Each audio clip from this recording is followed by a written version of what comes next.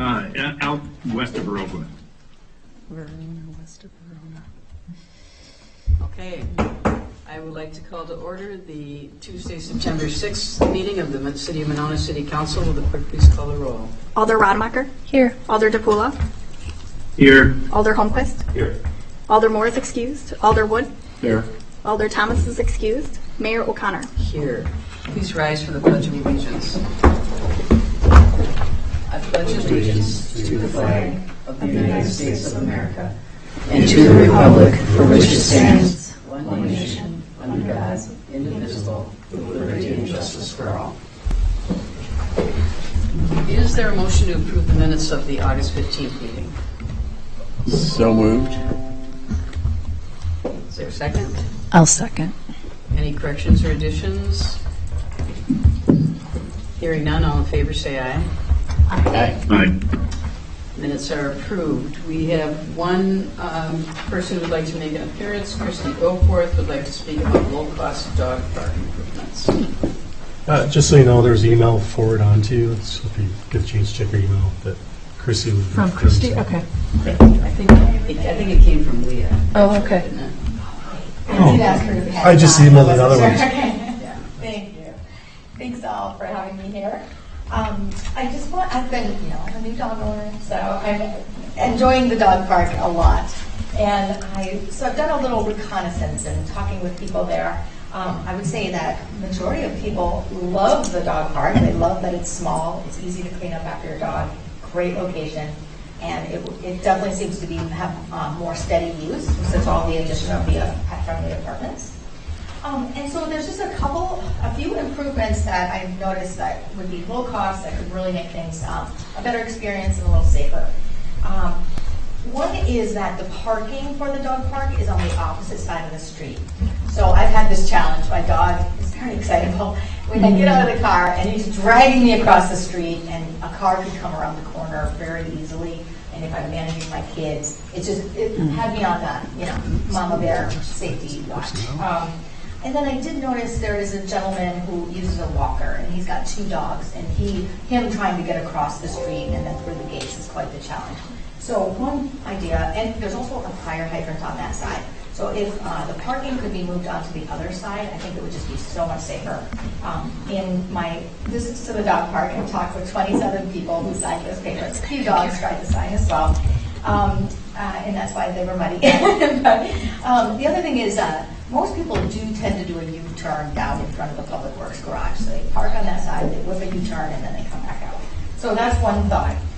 The next one is a dog etiquette sign. So it seems maybe there's some people that use the park that aren't familiar with dog parks or don't really necessarily know the etiquette.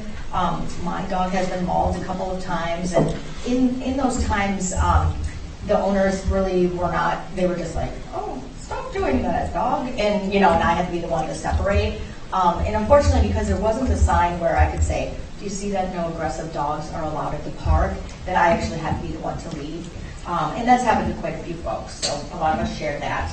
And then there have been some dogs coming in heat as well, so that's a little bit of an issue. The other one would be one more tree for shade. It does get really hot there, and there's one bench to sit on. It's Mayor Bob's bench. And just to the west of that, in the right-of-way, there's space for one more tree, and that would provide some wonderful shade, because when you're sitting on the bench, it's just very hot. And then another one would be, one feature is, I like to call it P-Rock. And it would be a boulder in the center of the park, maybe on a gravel pad with a circular shape, so it's easy to mow around. Because when you're sitting on the bench, lots of people get their legs wet because there's not really anywhere else for the dogs to go. So those are the few things, and I think that's it. So appreciate your attention to that. I was going to plan on maybe coming to Parks Board and Public Works to talk about it. I don't know if the email could be passed on, Sure. But I'd be happy to come. We can do that, and I think that's the appropriate place to take this. Okay, yeah. I just wanted to, just to make sure all the channels know what's up. So, Yeah. Okay, great. Thanks so much. Thank you. Okay, moving on. There's no public hearing, there's no consent agenda, there is no unfinished business. Under new business, item 2A, a presentation and discussion of concepts for a civic campus public safety municipal building. This is Andrew Mayo from the architectural firm FGM, who I know Brian and Teresa were not here, but last winter in January, we contracted with them to do a feasibility study as to whether or not we could place a public safety building behind City Hall in the current public safety area, and they've been working on that, and as part of that, they did a space needs, kind of updated our space needs study, which had been done 4 or 5 years ago now. But Andrew is here to present the concepts, and I think was an email with the final plan, or with the final report was also sent to you this afternoon, along with the slideshow, correct? Correct. And Alder Thomas did meet with Mark and Andrew and I last week, since I knew she'd be out of town, to go over this. As chair of public safety, I thought it was important for her to see that.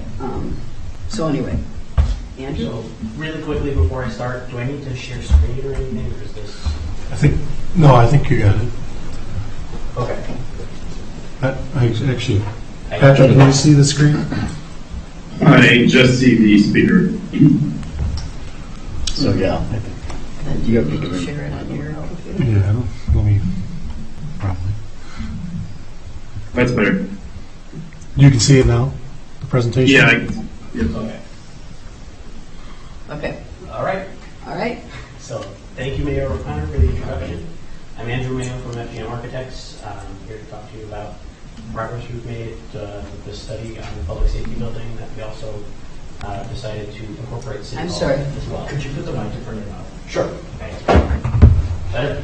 Yeah, just try talking to that. Okay. So the agenda for this presentation is up here in front of you. We've got project goals to go through. Then we'll talk about the staffing and space needs analysis, some of the inefficiencies of the existing facility. We'll get into the conceptual plans and conceptual cost estimating. Talk briefly about sustainability and next steps. So starting with the project goals, we've got 8 project goals that we identified early on in this study with the help of staff to determine why are we doing this study and what do you hope the overall outcome of a new facility would be. So you've got 5 of them in front of you here. The rest are on the next slide. But maintaining a civic campus for all city facilities, that was the number one goal across the board. We heard about some of the other studies and how there were some other parcels discussed, but the main focus here is, can we actually make it work on the existing site? And then number 2, provide safe and functional facilities for all staff and citizens. Number 3, city facilities should be welcoming and engaging for the community. Number 4, maximize efficient use of shared spaces. So this was another big one.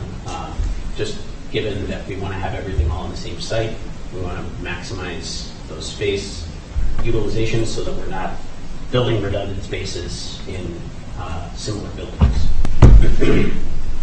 Number 5 is financial feasibility. We wanted to make sure that we were not building a Taj Mahal here, but giving you what you need for now and in the future, and making sure that we're cost conscious in doing that.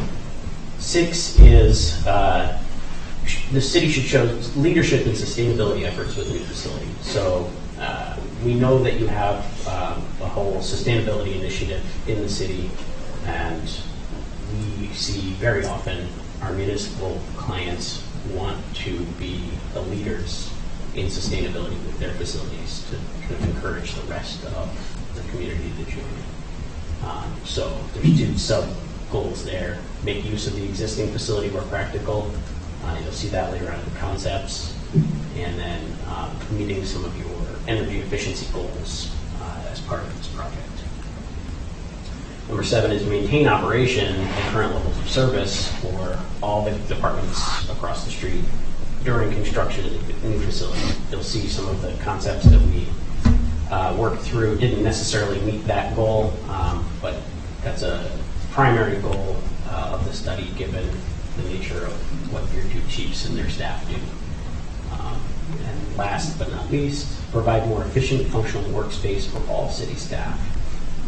So I think city staff as well as PD and fire and EMS are all doing great at their jobs with the facility that they've been given, but could be doing a lot better with a more efficient facility. So jumping quickly into staffing. Staffing analysis we took a look at with department staff, determined, all right, what does Monona look like 20 years from now? We didn't want to go much further than that because at that point you're really throwing a dart at a board. That's not to say that the building shouldn't last much longer than that. We're looking, 50 to 75 years is our typical municipal facility. And then from this staffing, we jump right into, so here's police department staffing. You can see just general numbers. They're jumping from 26 full-time to 37 full-time 20 years from now, and then from 2 part-time to 6 part-time. And again, this isn't a case where we have made a specific plan for this. This is what the different departments see as their needs, and that doesn't necessarily mean it's going to happen. We went through a few different cycles of these spreadsheets to determine, right, what are the wants, what are the needs, what's going to be the more the realistic outcome, and then taking that and building it into the program for the new facility. We want to do this early because we hate to have a new facility built and then 5 or 10 years from now you come back to us and go, you need an addition, you didn't design it large enough. So jumping next to fire department, right now they've got 60 staff, jumping to 73. Some of the bigger highlights there are the full-time fire medics going from 9 to 12, and then the intern program that the chief is spearheading. So we incorporated 6 intern bunk rooms into the new facility. City Hall staff is last. Right now, 22 levels, you have 13 full-time, 5 part-time, looking at a modest increase of 17 full-time and staying at 5 part-time. So now jumping from that staffing analysis to the space needs analysis. So taking what we know about what needs to go into this building, and then going through questionnaires with staff and coming up with what is the space needs of the building, what is that in 20 years? And like I said, we vetted out wants versus needs. Both departments were actually really good at coming back to us and saying, you know what, we thought about it. We don't necessarily need that room to be as big as we said. We don't need 12 people in it. It could be an 8-person room, things like that. And then again, this was a big point where we touched on the collaboration and meeting spaces, and those tended to be multi-use spaces once we got into the concept designs. So overall, here's what we came up with. The far right column there is your existing spaces. So City Hall is just over 8,000 square feet, and public safety, police, fire, EMS is just under 24,000 square feet. We anticipate City Hall space needs being 12,000 in that 20-year period, and public safety being just over 52,000. And since the primary driver of this study was the public safety building, we also took a look at some of your neighboring communities who are doing or have done similar projects recently. So as you can see, Mount Horeb built their new public safety building. That's just over 55,000 square feet. McFarland, they're in the process of building theirs at 58,000 square feet. And what we've determined is the city of Monona needs about 54,600 square feet. So you're right in the range with others in Dane County that have done very similar projects that are similar sized communities. Now I want to touch on the existing facilities, and you'll see some pictures in the following slides showing you what you have today and what it really should be. Police and fire have both changed dramatically since this building was constructed. They've done their best to keep up with those changes with the facility that they have, but there are some inefficiencies as well as deficiencies in the building. And when was it constructed? 1962. So in the 60s, okay. Well, and like where the fire department was built as a public works garage. Yeah. That kind of thing, too. Yeah. So the list of 6 here, we're going to go through some slides. So this first one is commingling of staff, witnesses, and prisoners. This is a really big safety concern on the police side. So the 2 pictures on the left of the slide, that's your existing facility. So that's one of the interview rooms, as well as a very tight corridor that they're also processing perhaps less than cooperative citizens. On the right are a couple of examples from facilities that we've done where their processing area is much larger. There's the potential for a scuffle. It gives the officer some separation from that person, as well as the ability to contain them with a cuff bench. So again, that's one of the biggest concerns on the police side is having everybody mixed together in those corridors. So really making sure that with the facility you've got secure corridors so that nobody's getting into the police department unless they're invited in specifically. The next one is the squad cars parked in the elements. This is a big one that we see in Wisconsin. We do projects across the country, and there are different elements and different reasons to contain vehicles for those. Sometimes we do carports. That's more southern because they really just need to escape the sun, whereas up in Wisconsin, we really feel that it's almost a necessity now that you have an indoor squad garage. The longevity studies that they've done of having squads parked inside versus out in the elements, get a dramatic return on your investment there. The next one is evidence processing. So on the left is your existing evidence processing area. On the right, you'll see 2 different pictures. The top one is an evidence lab, and this isn't to say like the state crime lab. This is much smaller than that, but giving them the equipment to do what they need to do on a daily basis. And then below that is more of an evidence packaging area, call it bag and tag, where they've got workspace, they've got the pass-through lockers at the rear there, and then secure lockers out in the processing space in order to make sure that they have the ability to keep something locked up if they need to run back out onto the road. Next one is patrol officer area. So again, on the left is your officer area. That is their everything. They do their entire job in that room. Whereas in modern facilities, what we're seeing is a dedicated area for report writing, a dedicated area for charging station, for their duty bags, even roll call rooms. I was just at a facility recently where they didn't have enough meeting spaces, so they were using the roll call room as a training room, and they were doing a roll call in the hallway as people are going back and forth. Not the greatest situation.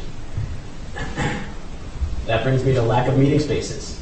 That's a big one across the board in that facility. I believe the main meeting facility is the conference room right as you walk in the lobby.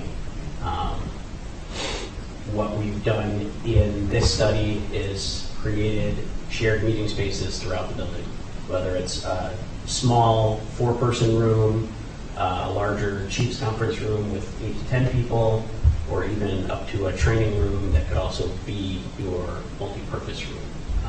So all of those, and that's what you're seeing on the right there. You're seeing that kind of 8 to 10 to 12-person conference room, and then a larger training room below that. Storage is another one. On the left is one of the storage areas that they've got things squirreled away over there, but they're just making do with what they've got, versus on the right having stuff more secure, more well organized. That way you know what you have and who's accessing it. Now we'll jump over to Fire DMS. Very similar stories here. Big one with Fire DMS is lack of adequate sleeping quarters, especially with the intern program the chief is looking to bring up. So what we've seen since COVID is a lot of municipalities taking their fire departments to independent sleeping quarters. And that could be something as simple as what you're seeing on the bottom there, where it's partial height walls for the bunk room.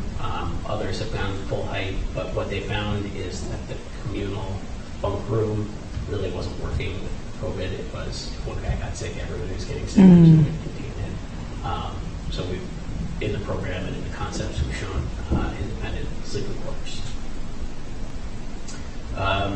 Another one is the offices, the radio room, all of their business and spaces are very cramped, very small.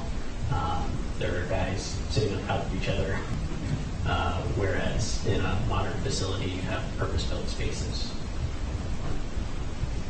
Apparatus bay is another one.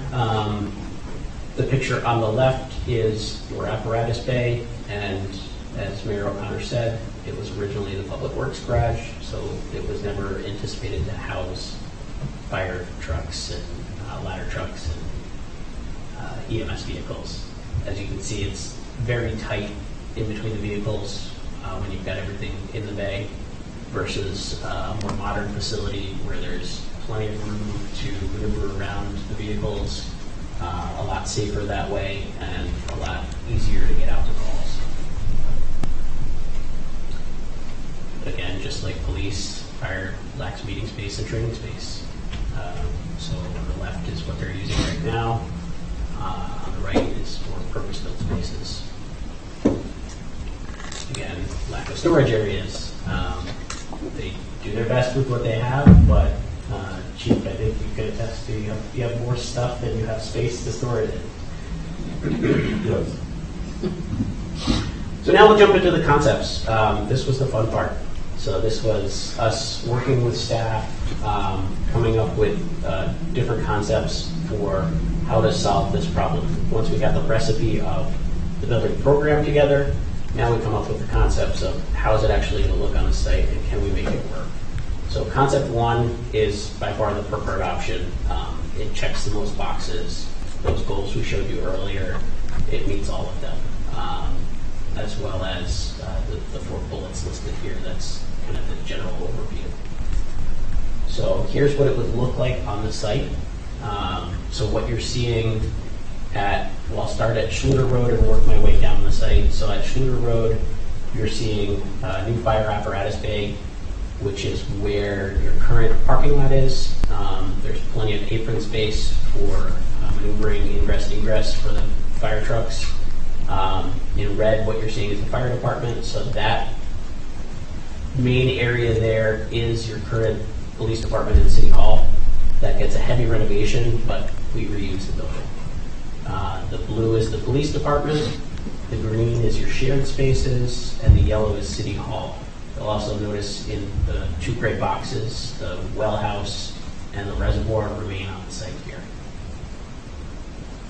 And Andrew, could you, it Yeah. also makes use of the house next door. that Yes, we bought. yes. So that new staff and volunteer parking lot up at the top there, that is the lot that, Could you go back one slide? sure, Thank you. that lot right there is where the house that Where? the city just purchased is. I can't. Right here. It's just next door to City Hall. Okay. Schluter, I'm sorry, I'm needing a moment to orient myself to the, Okay. So we're so here. nickel, okay, So the red is where City Hall. is Yes, right City now. Hall is here right now. The parking lot is here right now. And the house is here. Got it. Yeah. Okay, Nichols Library, got it, okay. And doing this, you'll see on the next slide here, we really made use of the topography of the site. Yeah. Given that it is built into a hillside, Hillside, but literally, it's almost a layered approach of starting at this top level with the fire department, the mid-level with the police department, and then the lower level is more of your public space, given that you have your community center here. It could be a natural reinvigorating of this no-name street there that leads back to the school, given having a public entrance to your city hall right there. I guess if I could just add one other thing, I think this also envisions moving the municipal room functions over there into a space which would also serve as court, so we get the court out of the library, which we've wanted to do for a long time. And give them program space back Right, in this. and it could also be then training space or Right. large meeting space. It's a multifunctional room, is how we envision Exactly. it. Yeah. Here's just a look at what it would look like cut into the hillside here. So you can see on the lower level, you're at 860, on the upper level 880. So there's a 20-foot difference between the first floor of City Hall and the apparatus bay floor. So that's also, I'll touch on a little later, the sustainability approach here. Not only are we reusing the building that exists on the site, but we're also making sure to use the site with minimal cut and cover, which is all of the moving the dirt around. Obviously, you'd have to be doing some of that, but we're not taking the site and saying, we're making it flat and putting retaining walls up, because that would be very expensive.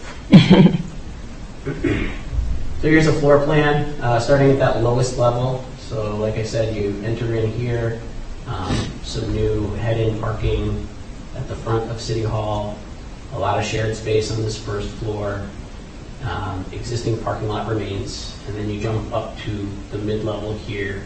So you have a new gate there with secured staff parking here, as well as the squad garage. Andrew, I think most of us are looking at that screen. Sure.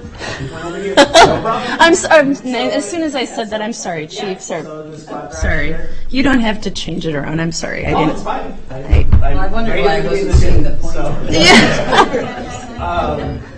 In addition to the squad garage space, there's also space for Sallyport, processing, evidence storage, and evidence vehicle storage as well.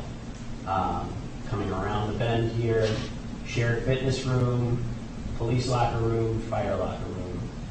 So really making use of the fact that they're co-located and shared spaces here. So shared And- fitness, shared training.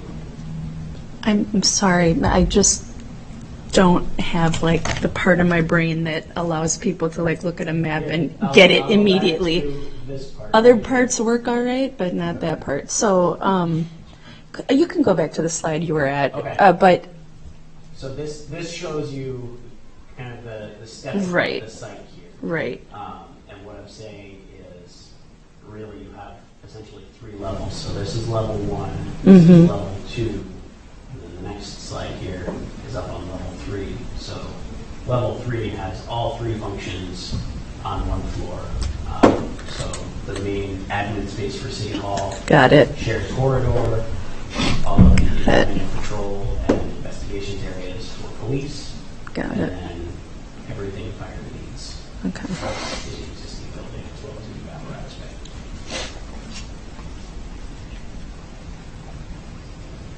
So that leads me to the next point is we talked about maintaining 24/7 operation out of the existing facility. In order to do that, you have to phase your construction here, but the design allows you to do that. So you'd start with building this new City Hall building.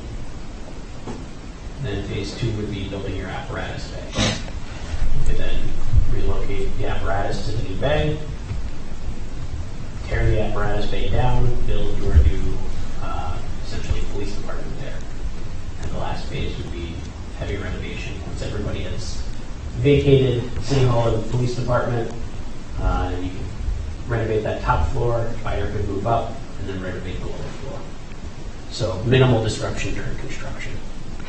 Andrew, I was going to save this until the end of your presentation, but I just now thought maybe it's better to I'm ask happy to it answer it. now. Something that I feel would be particularly powerful for myself and also for anyone in the community watching is if you wouldn't mind talking about why something is necessary. It's very obvious to look at a picture and say, "Oh, that's nice. That's Yeah. nicer than what we have now." Well, but why? so going What back- problems? Like I can imagine when your witnesses are mingled with your defendants, there's a danger Yes. to the officers. That's why it's important. Why is it necessary or advantageous for a phase of the construction process? Because you then can shift your people and you don't have to send them across town, right? I mean, so that would be, I think, just a good, there's a bit of a need, I think, for buy-in, Sure. and explaining to people why is always a good way to So do that. going back to those previous slides on what's existing versus what is standard in a Yeah. public safety building now, you're really, it's all about safety and security. Okay. And you don't have it in your existing facility. And with all due respect, just because other people are doing something has never been a motivator Right. for me. It's- You know, personally, no, like I it's can get by on 100% less. about I don't money. have to spend all that money, Yes. you know, but Yes. if there was a reason why, then I Yes. might be willing to say, So oh, we should do I this. say others are doing it only to say this is how standard public safety buildings are built today. You have a building that was built in the 60s and has Right. had renovations throughout, but it's gotten to a point where you can't do anything more with Yeah, that facility. with what we have. Putting good money after bad if you're just renovating what you have, because the spaces that they need have drastically changed with modern policing, modern firefighting, EMS. Laws. There are, I mean, even down to evidence requirements as far as chain of custody, how long they're keeping things, the size of that room has changed, how they're processing it has changed. Going back to the safety and security on both sides, you can really just get into that building and wander around with minimal effort, whereas modern building would have that multiple layers of security. So you start with public, everybody's welcome, then you have to be invited in, and then you have to work here to be here. That's something I wouldn't have known. Thank you. And I would encourage everyone, I'm sure the chiefs are open to touring around your existing facility. We also collectively as a group went out to Mount Orab and toured their new facility, just to give a sense of what's getting built now versus what you have now. And There's I, also a video tour of our current facility. I don't know if you've seen yeah, and I have been given a tour by both these gentlemen and met with all the leadership of the city. And even so, looking at this, I'm not sure why this solution, what is the problem what is the problem and why does this solve it? I think that's a really, for me, very beneficial, especially as I speak to other people. And This is why we need this, I think right? the primary driver there is safety and security, as Okay. well as what the chief mentioned with the changing of statutes and laws, and how they And have lack to do of their job. space. Yeah, Yeah. right. Significant lack Yeah. of space. And then you talk about phasing the construction. Mm-hmm. This approach Allows will for save you that. substantial money. Yeah, It's just dollars and cents, bottom line. Otherwise, we'd have to find a nice, large, empty space for all of your fire apparatus Yeah. and spend a year and a half to 2 years. And that's not going to be cheap. So, like I said, we went through a few concepts here. We're showing you two main concepts. There were multiple iterations of both of these, as well as others that really didn't make the cut. Concept 2 started out with, what if we relocate the well? What happens if we do that? Because that was kind of a pinch point for us at that point in our vetting out concepts. We were saying, if we can only get rid of this, then it would help us dramatically. Well, so here's what we wound up with. The dashed line right here, that's where the well is today. The fire apparatus bays are here. So what we said is we move those forward, we create a ramp up and around to get the apparatus into the new bay, and then they can come out to the street with the existing drive there. Police get an addition, that's the house that you purchased. So they get an addition, this shape here, and then this would be your existing City Hall, police, fire department there. Where's the yellow on this picture? Not on the lower level. So we're on the I'm lower sorry. level right now. Thank you. No, That answers my question so perfectly. have Thank some you. shared spaces down here, and then some primary fire department spaces, as well as your squad garage and all of the below grade stuff I talked about earlier. It's very similar setup there as far as police, just at a different location. Then upstairs, it's essentially your existing building, a little renovation to the lobby, and then renovating all of this space. So City Hall flips to the other side. Because they need less space, we were able to put a nice sized addition for police to get all the spaces that they need, and then the new secured staff parking lot there, while not really doing anything with the existing parking. So on the surface, seems like a completely viable option, which is why we're presenting it. We'll get to budgets a little bit later, and you'll see why it's number 2 and not number 1. With indoor parking of the squad cars, is such a massive parking lot still needed? Yes. Okay. That's one of the biggest concerns from all the staff. Okay.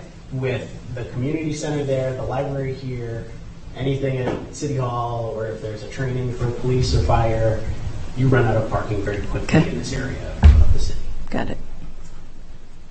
In your first concept, are they drive-through bays for? Yes. Okay. Yeah. So no difference with drive-through bays in either. Right. And it's indoor squad parking in both Yes. concepts. Yes.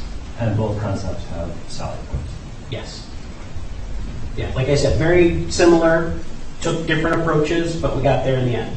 And you'll see differences a little later on. So concept 3 isn't really a concept at all. It's just a hypothetical. What if we took an unknown lot, bought it, built a new public safety building?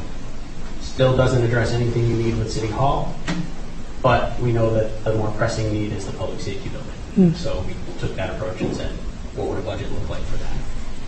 Did you want to mention when you first started out, City Hall was not the admin office, was not Right. part of the discussion. Yeah, It's just so after you guys went through your analysis that actually was part of it that needed to be done. So the city hired us to take a look at, can we get a public safety building on this site, thinking that it would be a completely separate building.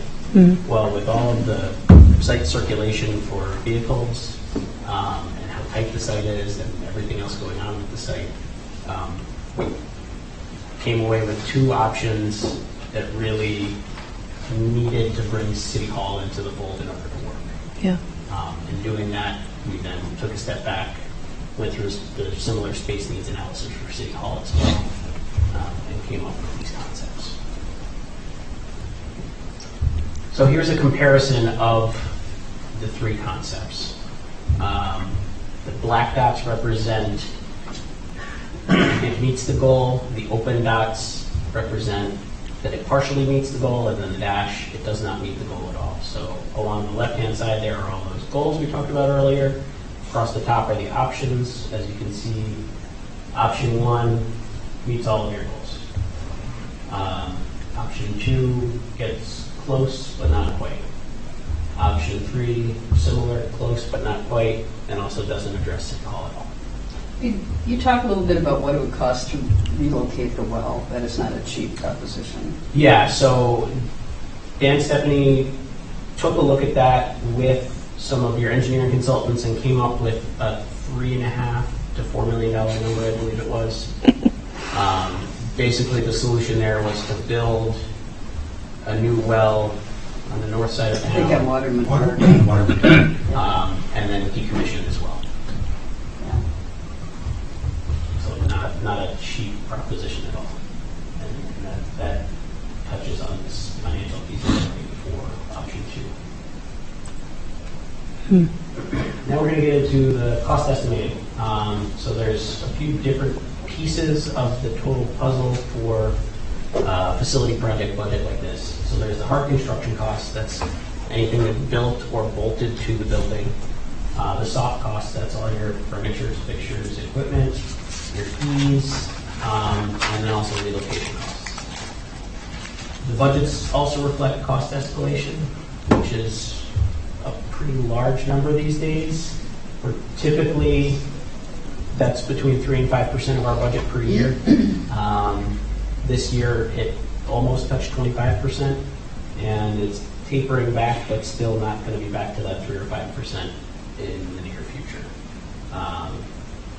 So as you can see, we're planning on, if the council says yes, go, and the funding is available, we design it in 2023, construct it in 2024, and you'll see that escalation number on this next slide here. So you can see the building areas for each option, as well as the budget estimate for each one. And then down here is where you get the breakdown of hard costs, soft costs, and escalation. As you can see, that escalation number gets really big really quickly.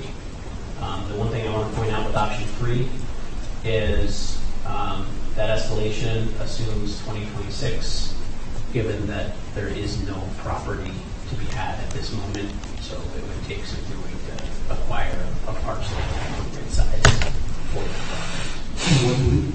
What LEED certified is that? Then, So we included, because we know you have sustainability goals in the city, we included LEED Gold as our standard in the project budget. I also have numbers shown in the budget, but not part of that total calculation for what if it was just a LEED Silver, LEED Platinum, or even a net zero. Not to say that you're going to go with that certification, just here's the premium. Build to that standard. To get you to that standard. Yeah. You don't need a plaque as long as your building is, So, yeah. as an example, the LEED Gold for option 1 is just over $1.5 million, approximately. In addition, No, it's included in that number. I, So it's included in this hard construction cost here. I'm sorry, when you say LEED Gold is $1.5 million, what, Yes. what do you mean? In addition to the base cost, if you build to LEED Gold, you add So $1.5 million If you were to more say we don't want to Okay. do sustainability at all, you can take $1.5 million off this number. off the number. Okay, But if you wanted to LEED Platinum or net zero, it would increase. Yeah. Right. So LEED Platinum, we're looking at roughly $2.4 million. right. Net zero, 2.8. And over the lifetime of the building, how much do you save by paying a little bit more when you're building it to That would start? be another exercise, but Which is very necessary. there are savings to be had. I mean, there are grants available. To it's an help investment. defray some of the first costs. Yeah, But if you're net zero, if the life of your building is 50 plus years, the life of those systems is more like 20 to Yeah. 30 years. Mhm. So in the lifespan of those systems, that 20 to 30 years, you're not paying any of your energy costs, because net zero literally means right. you're using less than the building is generating. Yeah, When you said 2.4 and 2.8, was that on top of the current number, or? No. So you'd have to do a little bit of arithmetic here. So you have to back out the 1.5 and put Okay. in 2.4. So basically, it'd be $1 million more than what you have estimated here To go to do platinum, yeah. platinum, or to do. And then 1.3 to go to net zero. so with so much of our discussion tonight reminding us that the decisions we're making are with a 20-year, projection, or however, Of staffing alone. of staffing, of, modernization of policing and fire protection, and, the staffing increase, as you said, and just the life of the building. I think we also need to project when it comes to energy saving initiatives that we start out with, because the cost of energy will, there is no question, go up. And it will go up very sharply.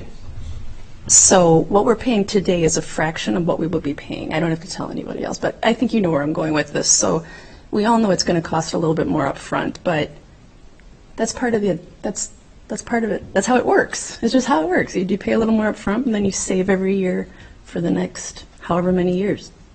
So, yeah. Yeah, so that actually brings me right to the next slide. You're talking about sustainability.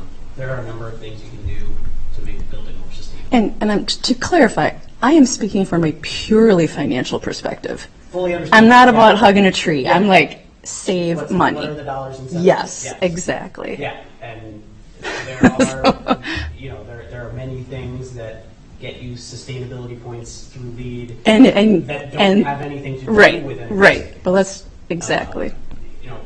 So these are just some examples here. Having a rain cistern as part of a patio area here, where it's an outdoor break space for police and fire in this instance. Obviously, putting solar array on the roof. That everybody knows that solar panels are the it thing now.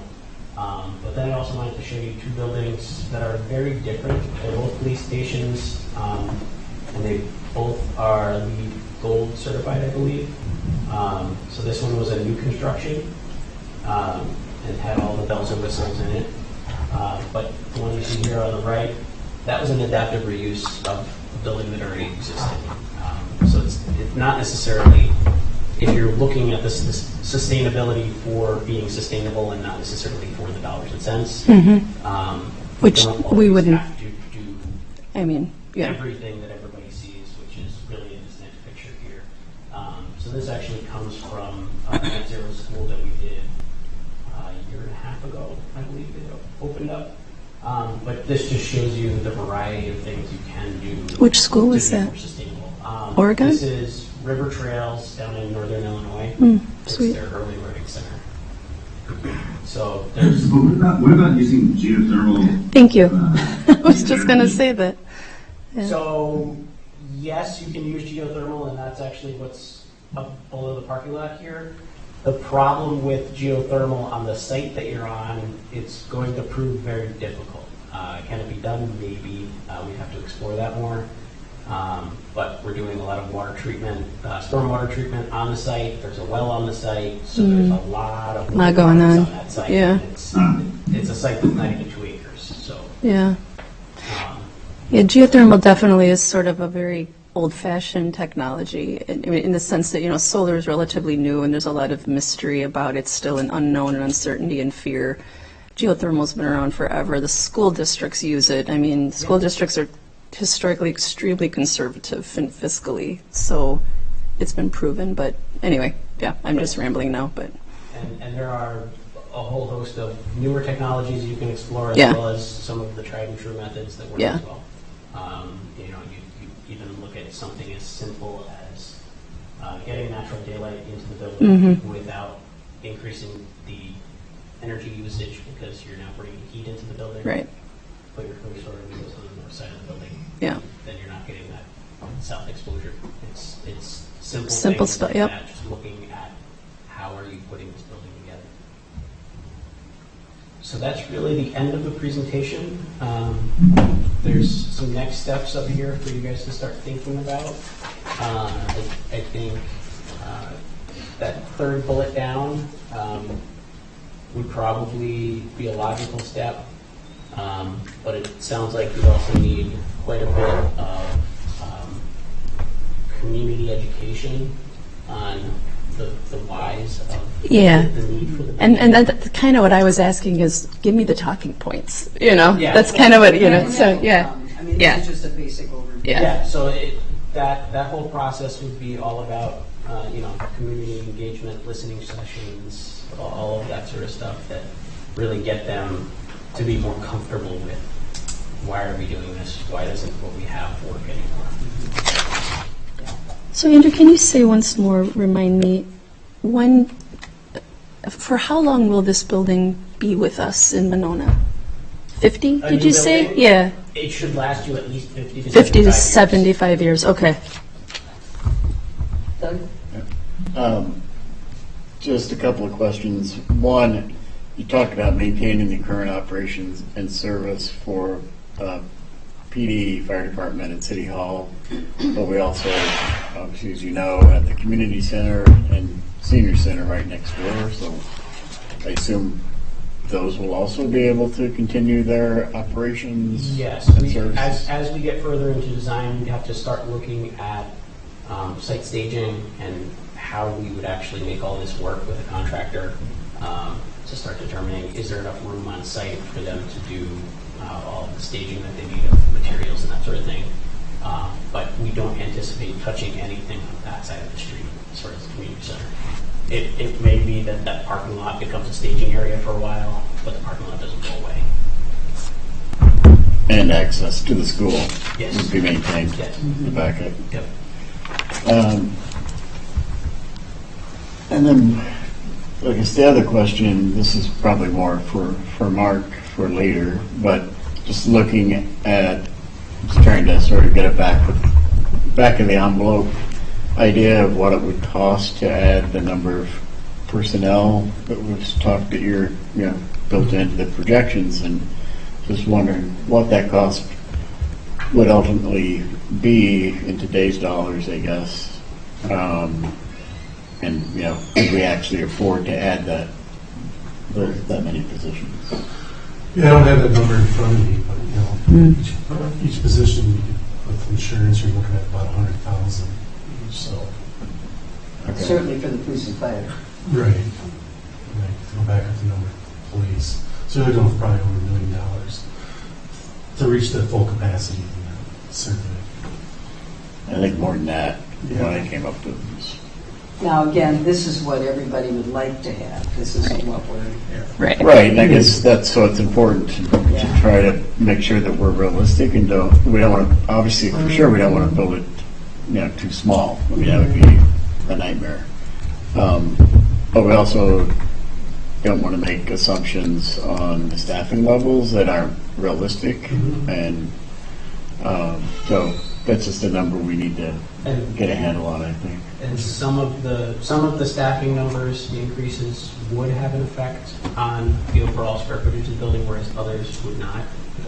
When you add a patrol officer, it's not necessarily adding a full workstation and all of that. It's more about, right now we have one more locker in the locker room. Okay, yeah, that kind of level of detail would be very helpful, I think. What number did you have, about 1.5 or something? Just under 2.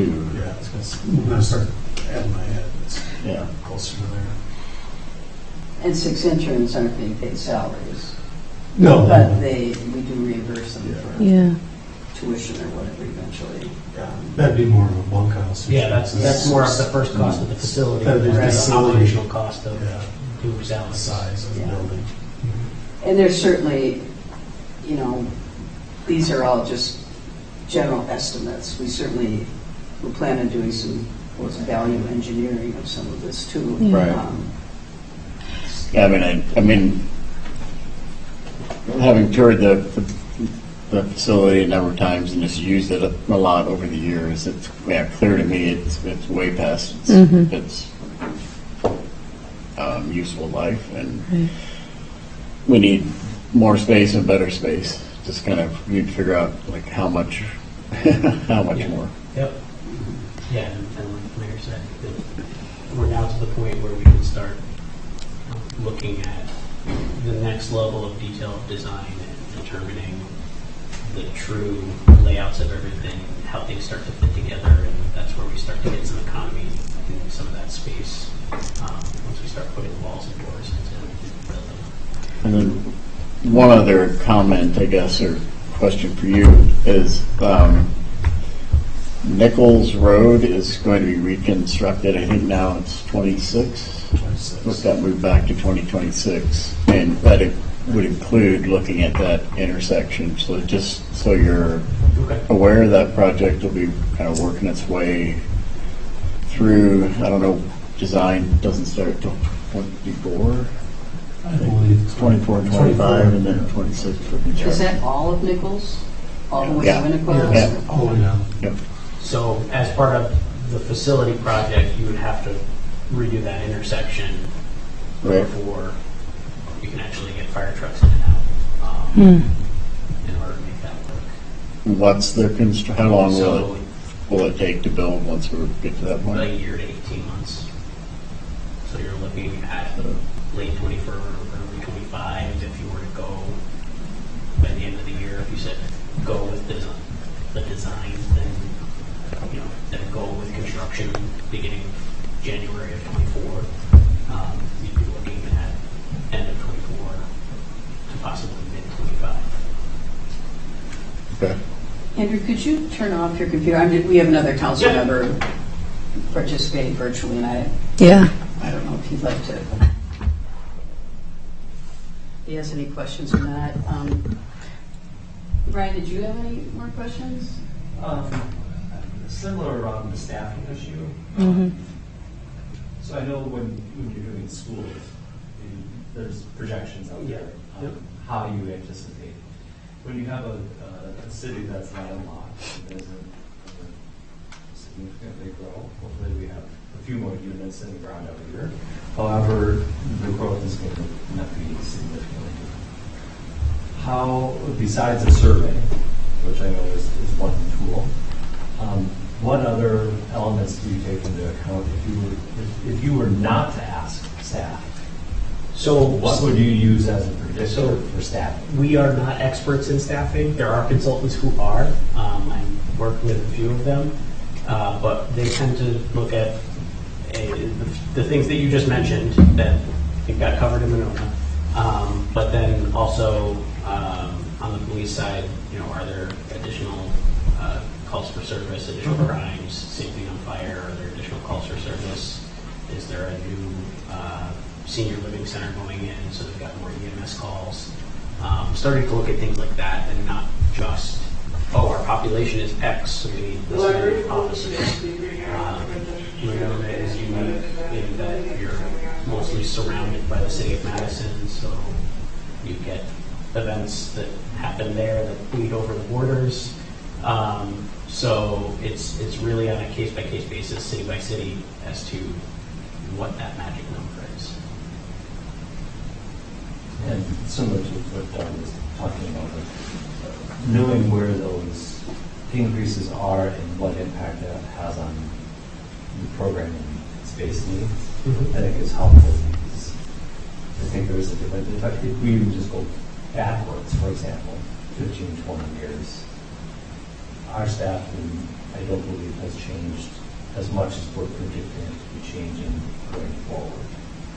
And however, there is a difference of, I can't remember how much was on police, but yeah, you're talking about, it doesn't really impact the building when you add it. Yeah, I think the biggest impact as far as the staffing that we talked about would be the intern program.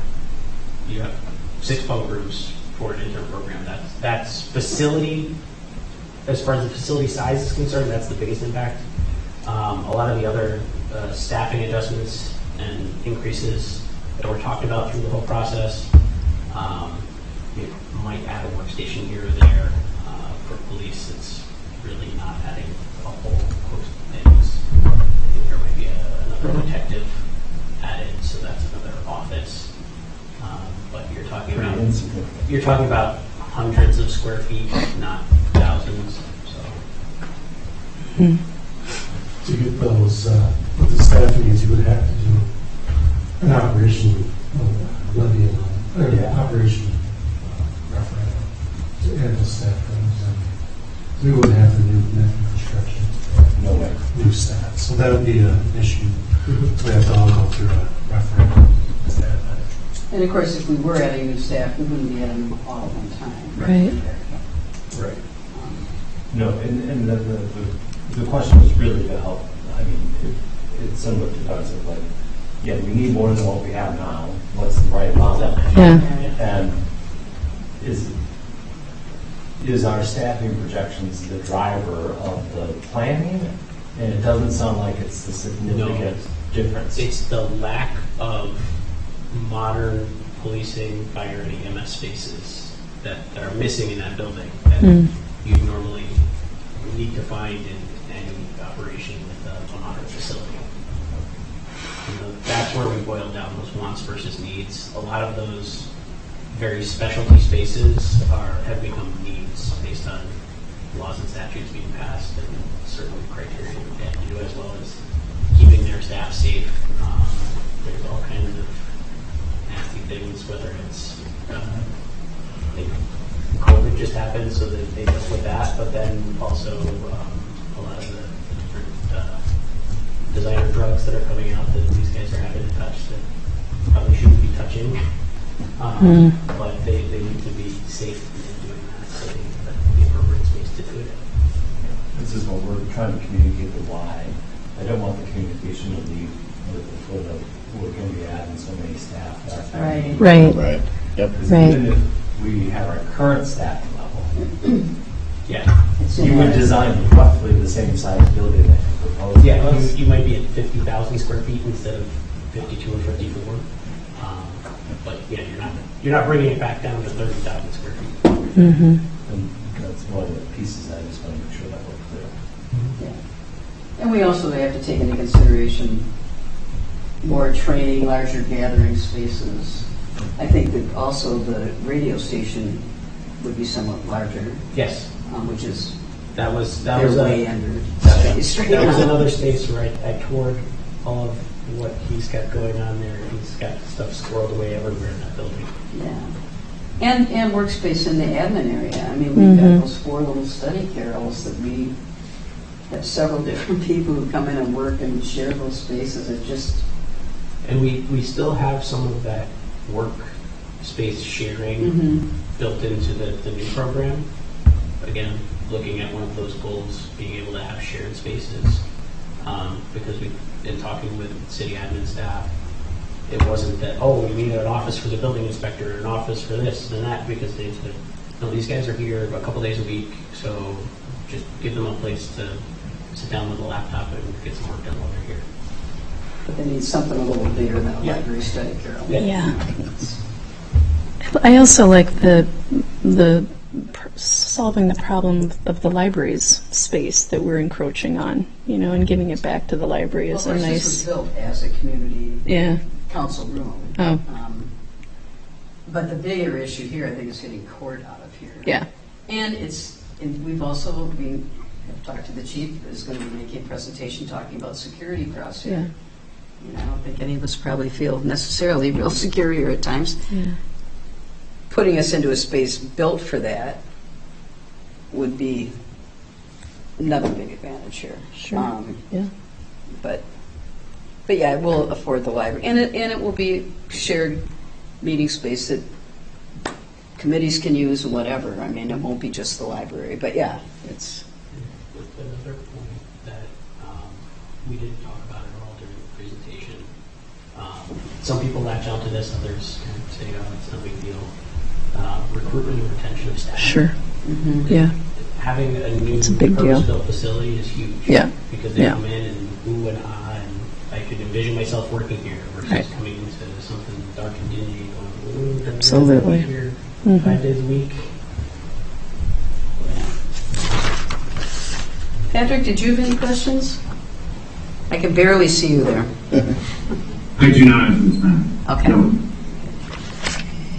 And Mark, did you want to talk, we've been looking into, for the past year and a half or so, into a federal government loan that would run 40 years and stretch out some of these payments, so that people in the future who live here are paying for this too. That's fair. So yes, we looked at, currently if you do a general obligation note, which is go in the bond market, the most you could go out would be 25 years. 5 years as a bond anticipation note, and then a 20-year note for GO. So we looked at, started looking at that, that's a pretty big hit to the debt service levy. So we looked at the 40-year, which is a USGA loan. We've been in contact with them, and so we're looking at that. I guess we get the go-ahead from the council and kind of start working them with them. So that's the most we can go out would be 40 years. Their interest rate is roughly where our non-taxable rate would be. So we're looking at around 3%, or depends where the rates go, could go higher if the rates keep on going. But, so we're looking at that just at the 4-year mark. It seems like the numbers changed from the last time we had you. Yeah, that option one number, Yeah. I actually took one last look at the spreadsheet and found a calculation error there, so it actually went down a little bit. Because I was kind of doing some work based on the old numbers. Just so you're aware of, even at 40 years, I was looking at 48 million at the time. I was about $2.7 to $3 million hit to the debt service levy. So that's what it would be with the 40-year note. Per year. Per year. So. That's a lot of money. I know we've got some smaller things. I know Jerry has talked about. There's some available like grant funding for things like Emergency Operations Center, which we would build one of the rooms to serve as an EOC as well, and we could use it for other things too. But it would. So there are some grants available for things like that, and I assume for sustainability. Yeah, the Inflation Reduction Act probably has Right. a lot so of stuff. Yeah. So we can that's save some. We're not going to cover half the cost or something with it. But, Right. What was the final cost, Mark? 40?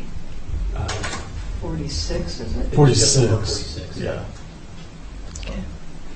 What do we pay in debt service typically a year now? Well, the debt service amount is about 3.2 or 3.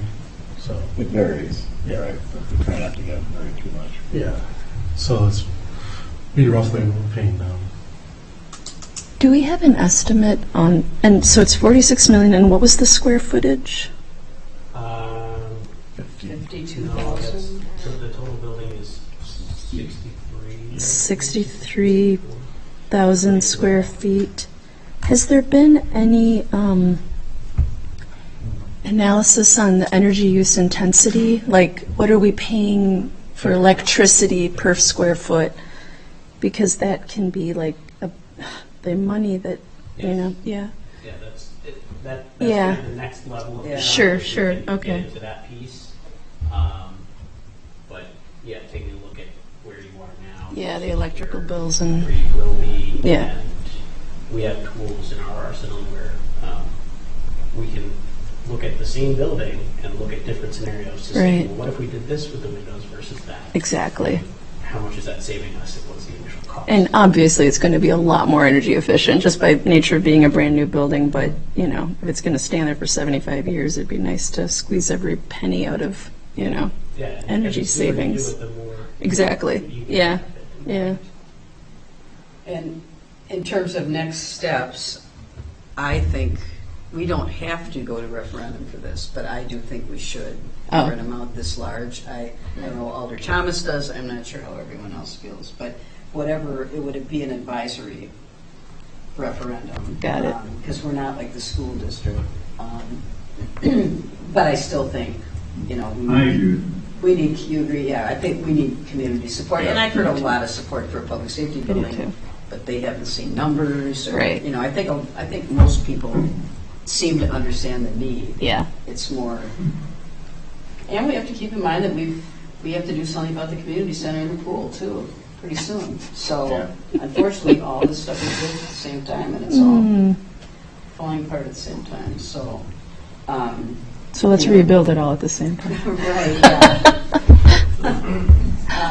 But that's, if we're going to go to referendum, we need to start planning for that, Yeah. October or something. I mean, it would probably be in Probably April. yesterday. Yeah. If you're looking at the April referendum, you really want to be getting your ducks in a row. Yeah. Starting now. And we probably would need to hire somebody to help with the communications for that. I think, and I've heard of, I know there are some firms out there, and I've talked to a few people about potential firms to use, but that's all going to take time to get a lot of these questions answered, to include in public information and all that kind of thing. So I think we need to make a decision pretty soon if we want to pursue this and if we're going to do a referendum. The other issue is if we don't do a referendum in April, there's not another election until April 24. Yeah. So, and we're pretty restricted. The state's got some laws now about when you can hold special elections and that kind of thing, so. I don't think we need to make that decision tonight, and I certainly would like to have at least Alder Thomas here. I think Alder Moore isn't going to be back till sometime in October, so, but I don't think we can wait. I don't want to wait that long, but I think we, Andrew, you certainly think about it, look at the information, we can put it on the agenda for next time. But I don't want, if anybody has more questions for Andrew now, or maybe we could have you come via Zoom at the next meeting in case people have come up with questions in the meantime. Does anybody else have any questions tonight? I just had one note. You mentioned that typically construction costs go up 3 to 5% per year. That was pre-COVID. Pre-COVID, it was as high as 24%, and you're estimating for about 12.5% increase in costs. Yeah. That's just the trend you've seen. We're trying to be optimistic. Optimist. Come back down, and it's slowly tapering. But it's not to say that there couldn't be. Sure. increase, but- Sure. Okay. So we've projected that 12.5% for 2 years in those numbers that you saw. For the next time we meet, or at some point in the future, could I request that there be an analysis on the cost of oil and coal projected for the next 50 to 75 years, and the cost of So- electricity? Doing a utility study like that would take some time and is going to cost some money. We don't do it in-house. We have consultants that we work with that do it. Sure. Do you have to be the one to do it? I mean, if we could find some people to do it at the university, I mean, does it have to be you? No. I don't want to spend any more money than we have to, even. I don't Yeah, know. I mean, you could, it all depends on the level of detail you need. Sure. I don't think that's something we'll have in 2 weeks. No, Yeah. no, I would say you're probably looking at 4 months at least to get that information. Any other questions? Mark, did you have a question? No. Patrick, do you have anything? No, I have no questions this time, I'll have more later, sure. Okay. Well, everybody was sent the report and this presentation today, so certainly feel free to take another look and write down your questions, and we'll put it on the agenda for next time. If we want to make a decision, then we can. If we decide to, you need more information, come back and do it 2 weeks later. So, and that would be a decision, I guess, just to move forward and to start planning for a referendum. One quick question though, was Uh-huh. the report just available today, or was it available before today? It was available today. We just got the final version. Okay, gotcha. This is the first time all this has been made public, is today. Yes. We just wrapped it up, finished the slide presentation today, and yeah. So anyone else? Okay, well, thank you very much, Andrew, Thank you, for everyone. coming, and we'll be in touch about our next meeting, which is 2 weeks from yesterday.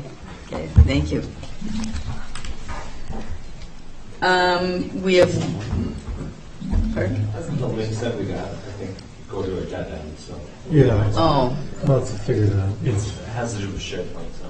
oh, I'm sorry, We'll okay. get it figured out for a while. Yeah, I guess the links are not working, so we'll try to figure those out. Okay. Okay, I would agree that we're working this evening. I'll take a look at it when sorry about that, everyone. Yeah. And actually, I opened mine this afternoon, so that's why. Yeah, they opened this afternoon, we went back tonight, it was open again. Yeah, I'm not sure what that's about.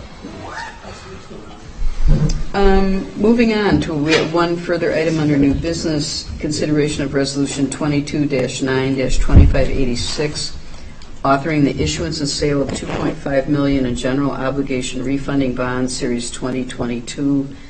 This is one of these things where we need to approve our bond representative to go forward with making checking into what the sales. Yeah, if it's would be. possible, if you could take it out of order, so I can. Oh, okay. Move to suspend the rules and take this item out of order. Second. All in favor, say aye. So, Patrick, are you and I? Yep. Okay. I'll And- move approval. Second? Second. Okay. So what I'm doing here is we're looking to refinance a 2015 general obligation promissory note. The original amount of the loan was $3.9 million. So we had two balloon payments, kind of larger payments for 23 and 24. So I'm looking kind of to refinance those, which the remaining balance is $2.5 million. So to stretch it out over 20 years instead of the 9 years that we have already in our repayment schedule. So we're looking to just to, reduce our debt service levy for this year, 2023 and 2024, and stretching it out over those 10 years. The $2.5 million is broken down as the general portion, which would be the general debt service, is $1,431,000. There is some TIF in there. TIF 8 was $245,000. There's some water of $290,000, and then storm it's $532,000. A lot of this deals with the Schluter Park. 2015 was when we did Schluter Park dredging. So it's some Lottis Park at the same time. So that was kind of what we borrowed for back in 2015. So this is just kind of refinancing. Basically, by the time this loan is said and done, we'll spend 20 years on this project. So on this note.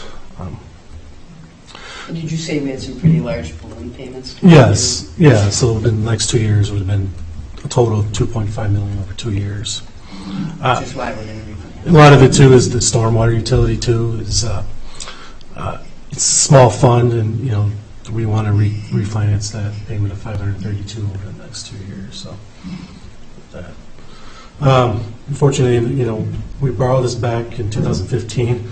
I was looking at what our interest rate was then. It was a non-taxable was at 3%. So this should come in. Projections from our financial advisors should come in right around 3% too. So, so the interest rate will still be about the same as it was 2015, which is surprising to me. It is, Yeah. yeah. So we'll see what it actually comes in at. Yeah. Anyone have any questions? No? Okay, all in favor say aye. Aye. Opposed? Motion passes. Thank you. Next item is reports of committees, commissions, etc. First item is updates and discussion on DEI efforts. I know Mark has reached out to the council and talked to the department heads about the city is offering the opportunity to take the Justified Anger history class again. And we're kind of at the deadline, Yeah, right? yeah. We're signing up for that. Yeah. So if anybody, Ronnie or Patrick, I can talk to Teresa. Let me know if you'd be interested. You just send me an email. So I can I find will. I think we have several staff members who are going to be Yeah, we'll have 10 of them. participating. Yes. They won't all be in the same class, right? No, they'll be split up. Yeah. Anybody else have anything on DEI efforts? Anybody have anything on sustainability efforts? I would just like to share some really good news that the solar panels on the high school were powered on since we last met. So they're officially, everything is on, not just halfway on. And so it's really exciting because the panels are going to be producing half of all the electricity that massive building requires. And within the very first year, the payment on the loan is less than the money they will save on electricity bills. And after 12 years, the loan's paid off, but the panels last for 30. Pretty nice. So we're expecting you to get that deal for us.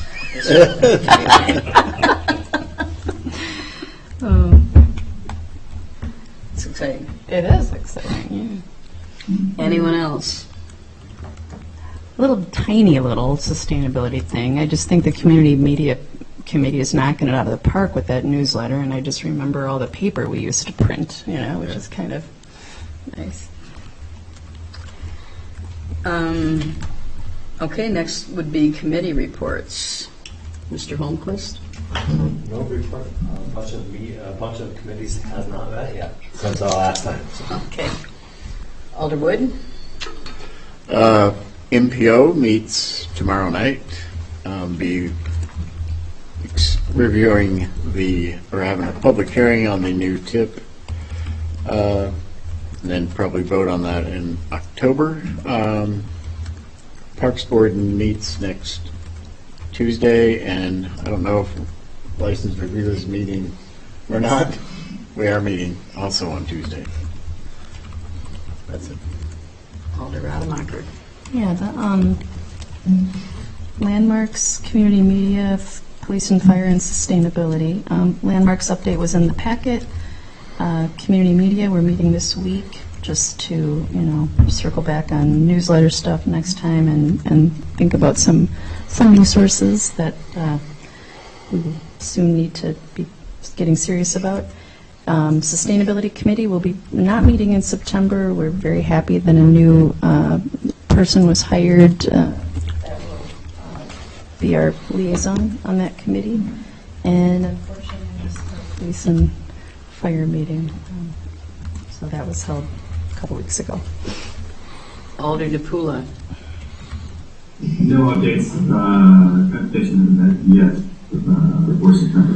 No updates since last week. Can you tell us, are those community meetings still online to happen? You're talking about transit? Right. No, I was going to talk about that. So, Okay. yeah. So, Go ahead. it was planned to be September 14th and 21st, and I talked to Madison. We're going to cancel those because one, we did get everything we needed out, and two, we're looking for the bus stops. So we want to put a map out there with the actual bus stops. So we're delaying it. It'll probably be early October. So, because it got put to the burner. Basically, we want to make sure we have everything set with where the bus stops are actually going to be put in there. So we go to the communities where the stops are going to be. So we'll have that. Could I just ask a question about that? Yeah. If we don't have a deal with Madison Metro by the time we're adopting our budget, would we continue as we are now? Until Yes. So I talked to Madison Metro. We kind of worked out. We probably, just with all how the aids all work and everything, the best thing we would start would be 1/1 of 2024 is when we'd start. So Because they're not actually implementing their changes till next summer. That's Next a summer. very good point. Yeah. So best case scenario, or earliest case scenario, would be 2024. yeah. Because we'd have to apply for the aid for the current system, and then it gets messy because you have to go through the MPO and Yeah. everything for that. So it's just a smoother cutout from talking to, I can't remember his name, Ben from the MPO. Yeah. Yeah, we talked about that, and he thought the best cutoff would be 1/1. Alder DePula, did you have anything else? I do not have anything else. Okay. Chief McMullen? Vibrant hydrants event is September 11th. They come out and go off fire station. They're doing a great job on it. So what are you doing with, I just saw a reference to that for the Yeah. first time yesterday. You want to go up to the podium? Well, Jerry, if you could? Even with my inside voice, Yeah.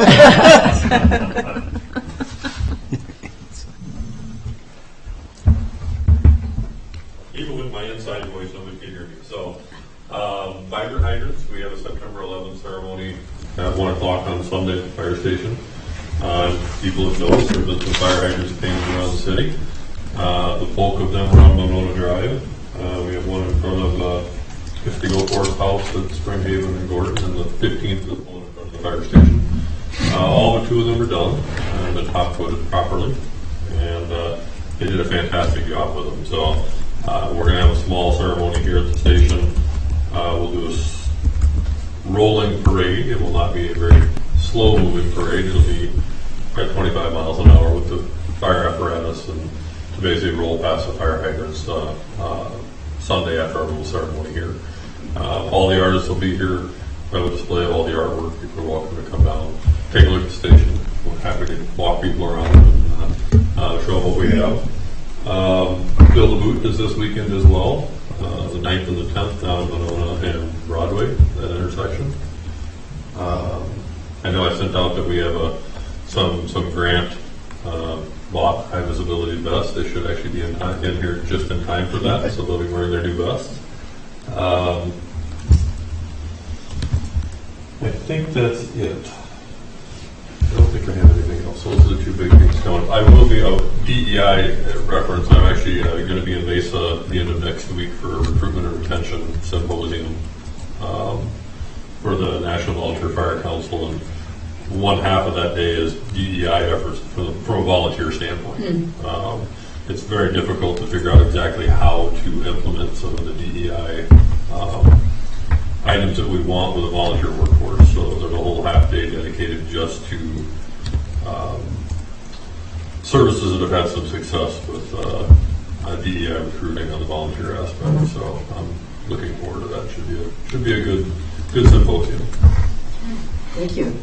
And the hydrant did qualify for a transit grant, or not transit, tourism grant. Oh, did Yeah. they? So they were received a tourism grant.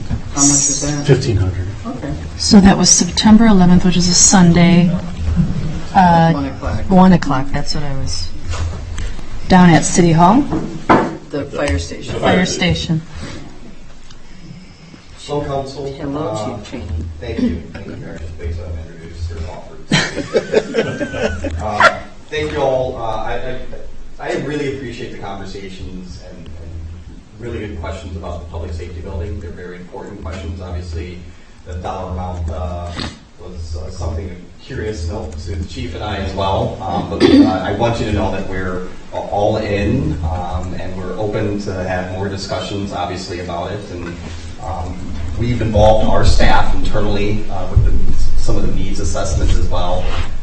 And it's not sort of the fairy tale PD, it's what we need is what the Chief and I were basing that on. But I understand that in order to reach our goals, we have to make sacrifices as we move into our budget season discussions as well. I'll just talk about a couple things that the PD is working on right now. Some of you, if you stayed up late at night, may have seen me on the local news talking about our school traffic safety initiative. Something new we're doing this year. We're doing it for, I'll say, a couple quote-unquote weeks. I don't like to put a date to the end of our initiative. Know that we're out there for the beginning of school, doing additional traffic enforcement, focusing on failing to yield violations, speeding, in and around our school zones. We're also focusing on parking. I wrote 3 parking tickets while waiting to go to a meeting with the mayor. She was not late. I was just waiting. I had some time on my hands. And wrote 3 parking citations around another grove, actually on Lofty. So worked with with Will today to work on a PSA for our students. Our SRO has already been trying to spread the word. The last thing I want to do is tow a vehicle, but I'm going to tow a vehicle if I need to this year. Okay. The residents in and around there are patient, but I think that patience is worn thin, as is mine, in trying to make sure that we don't block driveways, we don't block fire hydrants, and that we park safely and we drive safely. So you have hopefully seen an increased presence in the morning and afternoon sort of school hours, and we're not hiding at all. In fact, we've got message boards advertising our enforcement efforts. And your chief has been in the news pleading with you to slow down and to park legally. So here I am, again, asking for the same. We want to keep our roads safe, and so I appreciate your voluntary compliance. Next, I'll just go into briefly recruitment.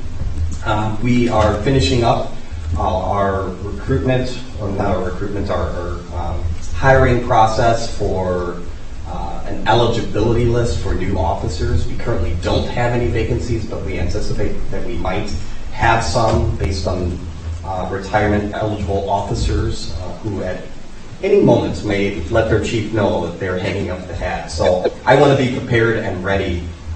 We had an internal, we're having this week an internal oral board that consists with a member of the the Public Safety Committee, and internal staff in vetting sort of the performance of candidates who are presenting to the police department, candidates who are interested in the police officer position. And then they interview with me, and then we go to the Police and Fire Commission on the 26th of September. So that is upcoming. I'm very enthusiastic as to the potential candidates that we might have on that eligibility list. I think it's a diverse group of candidates, and that includes the part-time officer positions. We've had some interest in that, so I hope to present to you soon those potential eligible candidates who the PSC may grant me authority to hire. Let's see.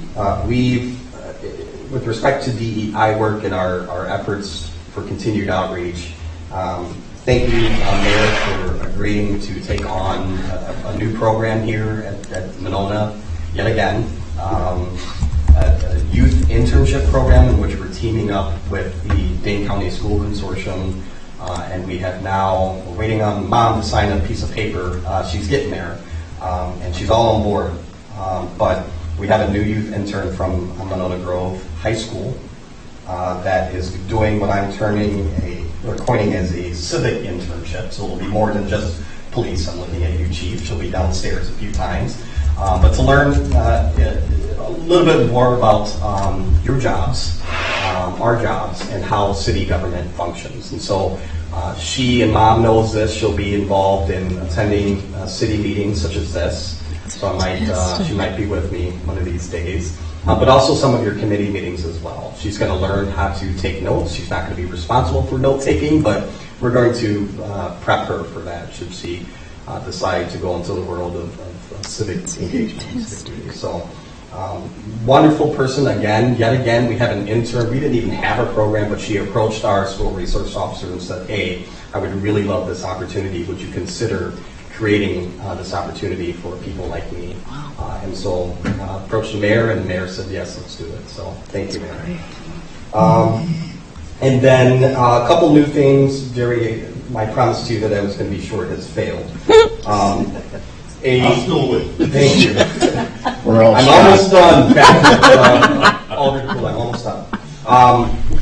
Two new things. I will be introducing soon and then showing all of you, as soon as we get them, new badges. So I think I spoke on this at the earlier council meetings. We have designed new badges for the police department, utilizing some grant and donated funding for the police that are going to be unique to Monona.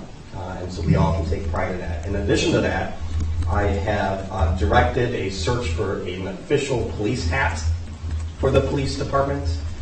We currently don't have one other than a baseball hat, and we've had the unfortunate need to attend a couple of funeral services, and I want us to look sharp. I want us to stand out, and I want us to look sharp. So there's an internal committee that's working on that. I will tell you, if you have time, look up the Calgary, Alberta, Canada police hat. Calgary, Alberta, Canada police hat. Rather unique. It is not a cowboy hat. It's called a Calgary hat. But it does have some wonderful, a good professional look to it. I saw it at a conference that I attended, in which they had a member from the police service up there, and it provides an opportunity potentially for our senior center to get involved and to help create some wonderful piping or striping that goes along with that hat, similar to what Calgary, Canada does. But we're in an exploration phase. My crew is very excited that they might see me in the big Calgary hat. So we'll see what the final decision might be. But I just wanted to make sure you're aware, in case, because we will be demoing them. There will be a couple officers who will be out and about and demoing the hats once we put them all together. And then lastly, Alder Rademacher, I will plug the McKenna Block Party on September 10th. So there will be police and fire showing up to say hi and meet and greet. But it's, again, we have a couple of block parties that happen, a few in our community. And if any resident, business owner is planning to organize something like that, please do and please consider applying and inviting your police and fire departments to come out and meet the neighbors and meet members of the public. It's a great opportunity for us to really be engaged with members of the community. You find out a little bit more about us, and more importantly, we get to find out about the people we serve. So, and that's all I have. All right, thank you. A comment for the chief of police. I have heard some really positive feedback about the school resource officer. So a lot of kudos to you for that. And also thank you very much for the work that you're doing to educate the students about traffic safety and driving. I mean, I just was listening to NPR today and I heard a story about how the number of traffic-related fatalities has just skyrocketed since the pandemic. And I can't recall the number per year, but I just remember the speaker said that it was like 100 people every day, like if a small, medium-sized plane would crash every single day. So thanks for protecting our kids. Thank you. I sit on a countywide work group that is looking at injuries as it relates to traffic crashes, particularly as it relates to racial disparities, and which is a very important topic. And there was a recent New York Times article just about this topic, about those trends nationwide. And I think the percentage that was provided is something of 20+% increase. Yeah. So it's something that obviously that we all need to be concerned with. Yeah. Whatever we can do to look at ways to reduce the risks of persons being injured while commuting. That not only means driving, that means biking. And Yeah, they were hitting passengers, but pedestrians, bicyclists were being hit, and I wasn't sure like if it was just people becoming anxious about the pandemic or just less congestion because of fewer cars sometimes means people drive Well, we certainly know foolishly. speeding is increasing. Speeding, exactly, yeah. Well, 16-year-olds don't need All to of the take- above. Plus, you don't need to take your driver's license test anymore. Right, that's right. Yes, all of the above, yeah. Insane. Thank you. I'm wondering, is your PSA going to be on the morning announcements? Yes. Okay, that's good. Yes. I never thought about that. That's a great way to reach The those. morning It announcements, is, they it get to is. See this mug leading with them to park right and slow down. Yeah, well, that's great. Thank you. City clerk? No reports. Nothing? Mark, did you have anything No else? I just wanted, I don't know if Alder Thomas will see this or not, but I wanted to thank her for acting as acting mayor for 2.5 weeks while I was gone.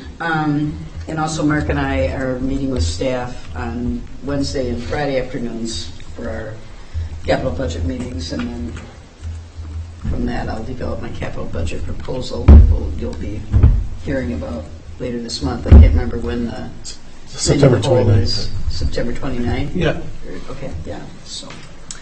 I don't think there's anything I else. have one other. Oh, Doug? Yeah, I just wanted to note the passing of Jack Fadness, who Oh, was a member of the Public Safety Committee for, I think, 40 years. It was a long time. Just a really sweet guy, really nice guy who really cared about the community, so.